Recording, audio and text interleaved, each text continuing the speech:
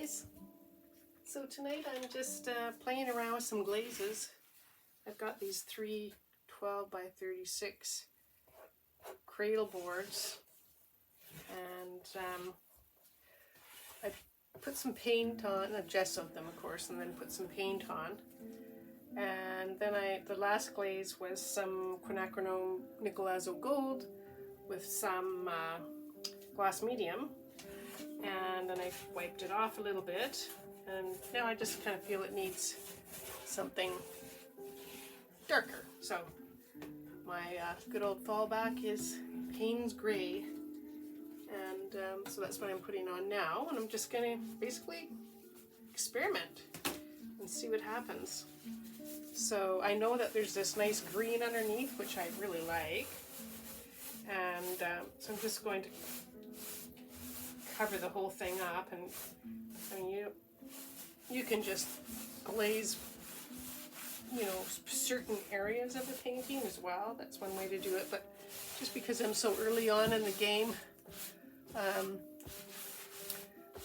it's the best opportunity to have fun, because nothing's really too precious at this point. And it's my favorite part. So even just like looking at this, like this is just so rich compared to what was there before. Of course it's a darker value, but and you can, I'm just doing it at lengthwise. You can do it all, you know, you can do it sideways. You can just, you know, use a paper towel as a tool and kind of, you know, create some visual texture, that kind of thing. And some of this will stay. Won't be able to wipe this off unless you really scrub it.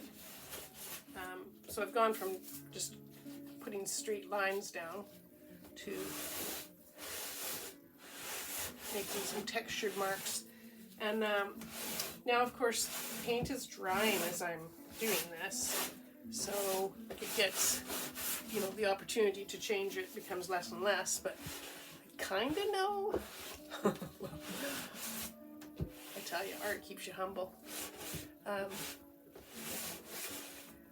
But I do kind of know from past experience kind of what I can get away with, but sometimes you get a little bit too cocky, and then lose the opportunity. Anyway, there's sort of a balance between them, and now it's made that, I guess what sort of was orangey glaze is now more green because of the layer. So now I'm just going to take another paper towel. I'm just going to dampen it a bit, or sometimes what I do is I just dip my fingers in water and flick the water. And this is kind of becoming an old standby, so that means it's time to change. Another thing, sometimes I just give a little spritz of water in different places. It can be all over the whole thing, or just in spots. But again, like, because I am so early on in the game here, I am just going to do the whole thing. So it doesn't really matter at this point. So when I do that, it lifts the paint. It makes it wetter in those spots, of course. And then I can roll off the wetter paint, and it gives this amazing sort of natural looking design, like just like it was from something in nature.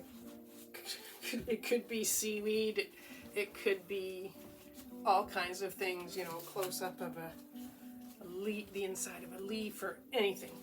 So also, because I sprayed that so a bit damp, and I just want to see what happens if I just wipe it. It'll kind of smear it. I'm guessing that's what it's going to do, because it is slightly damp.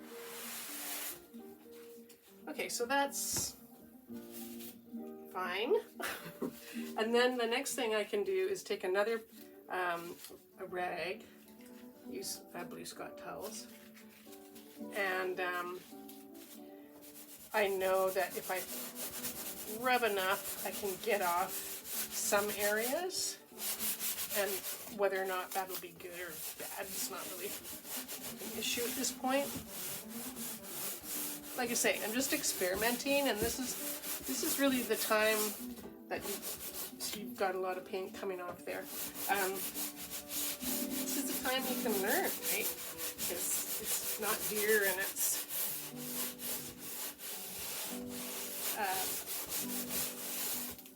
going to help you down the road. So you can see some of the glazes exposing itself in certain places. Now the other thing you can do, and I don't have it right at my fingertips, is you can use a little scrubby. Double check, make sure. No, I don't. So if you have a scrubby, it's just a little more, causes a little bit more agitation, and it'll lift the paint a little bit more. So why take all this paint off, expensive paint off that you just put on, you're saying? Because it just looks cool. I mean, that's, for me, it's all about the history of the painting and making these layers. Some of it's going to show through future layers, and that is going to be most likely useful. So, and it'll look really cool. So, anyway, this was just one example, and I'll do a different thing on the next one to see what I can learn. Now, to me, this just looks like aged and old, and I just love that. I love good old grunge. You know, when I'm making prints on the jelly plate, I love that bit around the edge that never really comes up. And it turns into grunge, and it looks so cool on the next print. But anyway, I digress. So, there you have it. Let me turn my light off so you can actually see. Oh, it's darker, but you can get the idea of this beautiful texture. And so it's just something to activate the painting and to keep me going. So I'm excited, and I hope you are too. See you soon.